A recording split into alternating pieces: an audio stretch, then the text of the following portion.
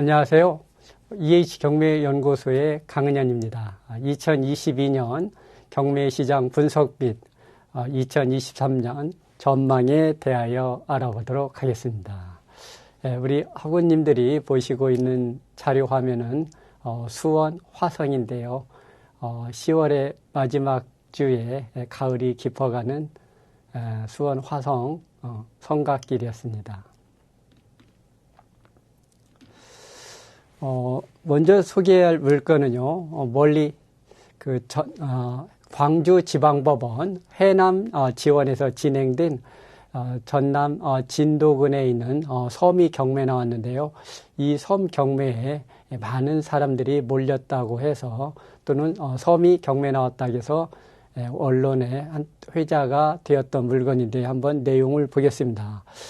섬 전체가 경매 나왔습니다. 면적은 1025평 정도 되는데요. 감정가가 불과 770여만 원, 800만 원이 채 안 되는 저렴한 가격에 경매 나오다 보니까 지난 10월 31일 날 51명이 입찰에 참여해서 최초 감정가의 30배가 넘는 2억 3,400여만 원에 낙찰이 된 물건인데요.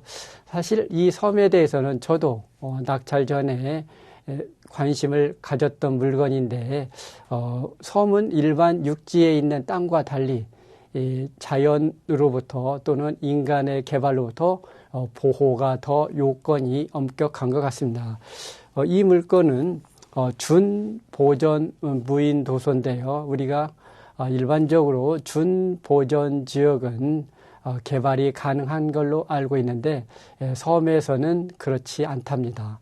원칙적으로는 개발을 할 수 없고 예외적으로 개발이 가능한 물건이 되겠는데요. 실제 이 섬은 현재 상태에서는 낚시도 하기가 어려운 섬이라고 하는데 아마 그럼에도 불구하고 51명이 경합을 벌인 이유는 향후에 이 규제가 완화되지 않나 또는 이후 섬과 섬 사이에 다리가 연결될 수도 있는 아마 이런 재료 부분들이 많은 사람들이 관심을 갖게 된 이유가 되지 않았나 생각을 합니다. 부동산 경매는 이론의 여지없이 시세보다 싸게 삼깁니다. 그런데 지난 2017년부터 지난해까지 2021년도까지 7년 동안 단 한 번도 거침없이 우리 부동산 가격이 우상향을 하죠. 그러다 보니까 우리 경매 시장에서는 전통적인 경매의 제1덕목인 시세보다 싸게 사는 것보다는 경매의 제1덕목은 낙찰받기이지 않냐. 즉, 좀 무리수를 두더라도 참 여러 참여자들로부터 비아냥을 듣더라도 무리한 금액에 낙찰받더라도 낙찰받고 한 달 반 후에 잔금을 내고 낙찰 후에 약 3개월 정도 내유가 되면 명도가 모두 완료가 되는데요. 이 즈음에는 낙찰 당시보다 집값이 더 급등을 하다 보니까 사람들이 낙찰 당시에는 다소 무모할지라도 받고 나면은 시세 차익을 얻을 수 있기 때문에 경매의 제1덕목은 낙찰받기라는 주제가 아니냐라고 했는데 사실 이 낙찰받기의 명제는 집값이 우상향일 때만 참인 명제, 유효한 명제가 되고요. 집값이 떨어지거나 집값이 횡보할 때는 제한적인 명제. 그래서 언제나 집값이 오를 때나 오르지 않을 때나 또는 요즘처럼 떨어질 즈음에도 유효한 명제가 되기 위해서는 경매의 제1덕목은 시세보다 싸게 사기가 맞다라고 생각을 합니다. 우리 경매 관련해서는 우리 학우님들이 두 가지를 기억할 필요가 있는데요. 하나는 우리 경매 시장의 건전성을 판단할 때 여러 지표들이 있는데 그 중에 하나가 경매 물건 수 또는 매각가율, 일명 낙찰가율로 알려져 있는데요. 우리 경매 시장은 일반 거시경제 또는 부동산 경기와 떨어진 시장이 아니라 일반 거시경제와 부동산 경기에 지대한 영향을 받는 부분 집합이라는 거죠. 즉 물건수는 실물 경기와 부동산 경기에 반비례합니다. 실물 거시 경제가 좋거나 부동산 시장이 우상향할 때는 경매 물건은 줄어들게 되고요. 반면에 매각가율, 일명 낙찰가율은 거시 경제나 부동산 경기와 정의 관계가 있습니다. 이런 연유에서 2021년도는 우리 부동산 경기에서의 전 고점이 되겠는데요. 이때는 경매 물건이 역대 최저 수준으로 급감을 하고요. 매각가율은 반면 역대 최고 수준을 형성하게 됩니다. 실제 이 내용을 우리가 경매 지표를 통해서 알아보면요. 경매 시장의 건전성을 판단하는 3대 지표가 있는데요. 우리는 흔히 매각가율과 매각률, 응찰자 수가 경매 시장의 건전성을 가늠하는 지표라고 하는데요. 2021년도에 전국 기준으로 매각가율은 78.9%, 매각률은 36.0%, 그리고 응찰자 수는 4.0명을 그렸는데 사실 이건 기호에 불과하죠. 그럼 죄송합니다. 이런 수치가 의미를 가지려면 바로 매각가율이라든가 매각률, 응찰자 수는 어떻게 만들어졌냐? 물건 수와 입찰자의 관계 속에서 만들어지게 되는데요. 2020년도에는 전국에서 모두 경매 진행된 물건이 약 15만 건 정도 됩니다. 그런데 불과 1년 사이인 2021년도에 11만 4,300여 건으로 불과 1년 만에 2만 5천여 건이 급감을 하게 됩니다. 그런데 응찰자 수도 같은 폭으로 줄어들면 큰 문제가 없는데 응찰자는 19만 명에서 1년 사이에 18만 2천 명으로 약 8천 명 정도 줄어듭니다. 경매 물건 수는 1년 만에 2만 5천 건이 급감을 했는데 응찰자 수는 2만 5천 명이 줄어든 게 아니라 약 3분의 1 정도인 8천 명 정도밖에 줄지 않았다라는 거죠. 이 이야기는 무슨 얘기냐?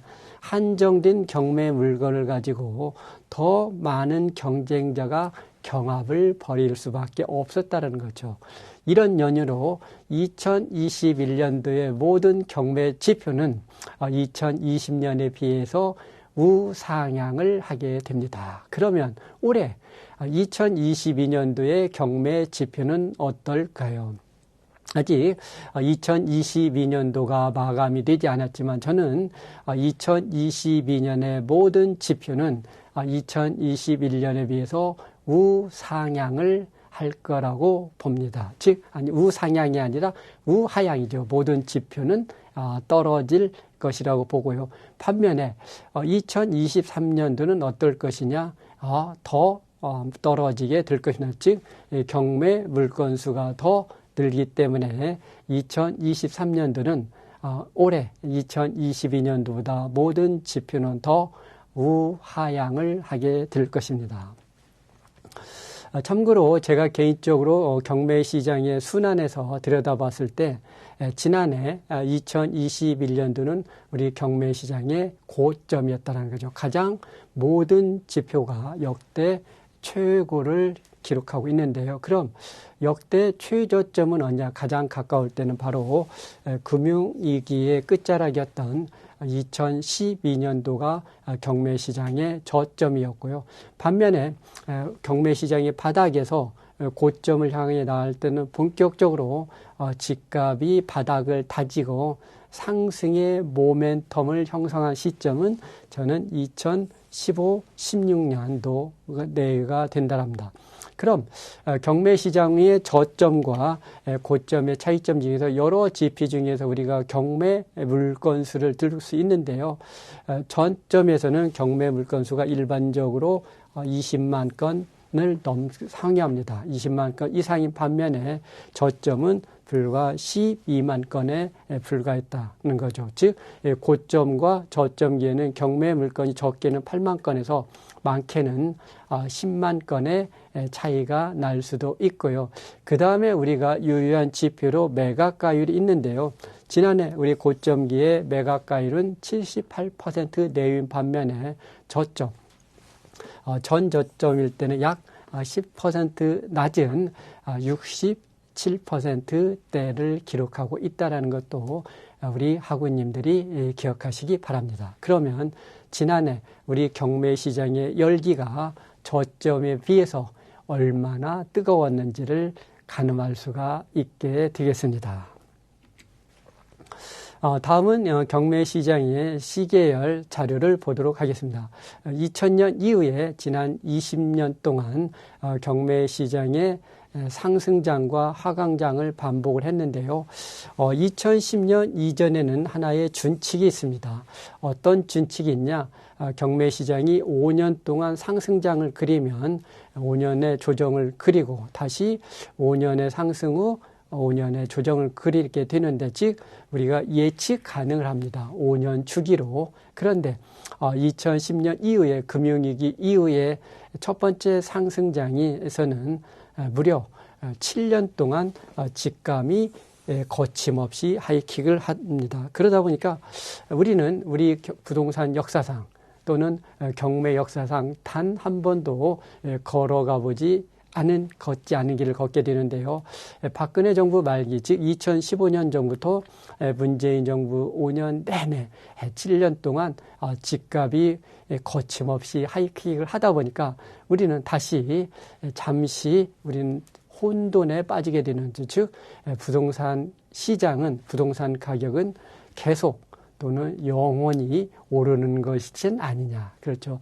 자연에 영원이라는 말이 없듯이 영원할 것 같은 우리 부동산 시장이 정말 놀랍게도 올해 2022년도에 들어서 집값이 조정 꺾였음을 알 수가 있는데요. 문제는 이 조정이 얼마나 골이 갈 거느냐가 모든 사람의 관심사라고 하는데요. 저는 조심스럽게, 아마 저처럼 생각하는 분은 극히 일부에 불과한 걸 알고 있지만, 저는 이번에 조정장이 의외로 길 수도 있다라고 생각을 합니다. 저는 그래서 5년 내외에 5년의 조정을 형성할 수도 있다.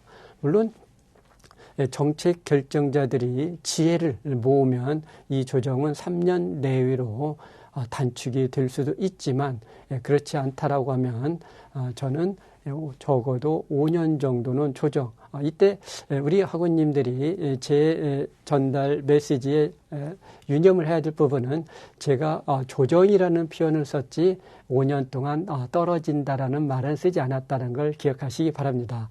좀 더 조심스럽게 제가 조정을 얘기한다면, 올해 2022년과 2023년은 아마 조정에서도 정확히 표현하면 하락장을 그릴 겁니다. 2023년도까지. 그리고요, 2024년도에는 단기 상승을 하고, 다시 2025년도, 2006년도는 다시 횡보장을 그리다가 본격적으로 5년 이후에 아마 상승장으로 올라설 수도 있다. 이건 오로지 제가 각종 지표 등을 통해서 분석한 예상이고요.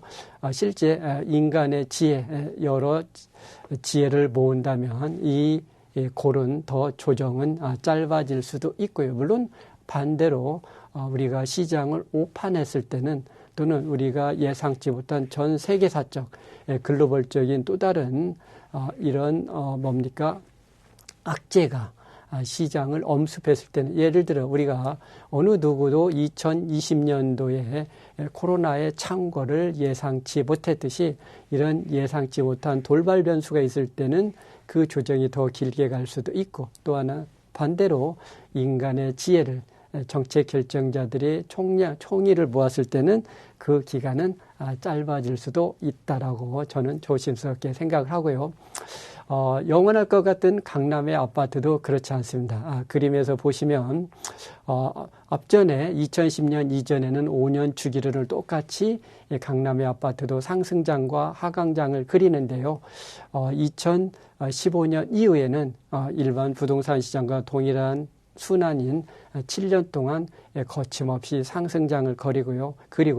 역시 영원할 것 같은 강남의 아파트도 올해 2022년도에는 조정의 첫 해, 실제 조정은 저는 2023년도인 내년이 진짜 조정의 장, 즉 가격이 더 떨어질 수도 있다라고요. 이 전체 20여 년의 사이클을 봤을 때 우리는 부동산 시장의 저점은, 가장 최근의 저점은 그 이전에는 IMF였고요. 그 다음에 가장 최근에는 약 10년 전인 금융위기인 12년 당시가 우리 경매 시장에서는 가장 낮은 점이었고요. 그리고 2015년, 16년도는 바로 무릎이 형성이 됐고, 그리고 지난해는 시장에서 가장 가격이 높은 전 고점이었음을 알 수가 있습니다.